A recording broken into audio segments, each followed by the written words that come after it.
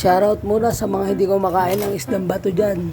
Ngayon pa lang pag-aralan nyo na kumain. Kasi darating yung panahon, baka mas mahal pa to sa mga paborito nyong isdaan na madalas kainin. So ayan, nakikita nyo no, pinaksiw ko muna. Mga lods, mga kabiyahero. Sa mga tulad kong biyahero, paborito namin to, isdang bato. Kung tawagin, mulmul. Yun ano. So ayan, sinangkutsa ko muna yan at pinaksiw. Maya maya papatakan ko yan ng konting toyo at lalagyan ko ng konting asukal.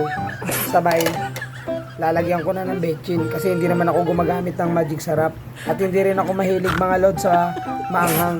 Kaya basic lang ang niluto ko at madalian lang para mabilis maluto at mabilis makakain dahil anong oras na at kararating ko pa lang.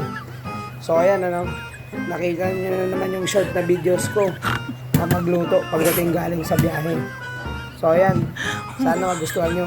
Maya lang ng konti, lalagyan ko na yan ng toyo. At mamaya makikita nyo ang tunay na sarap nyan.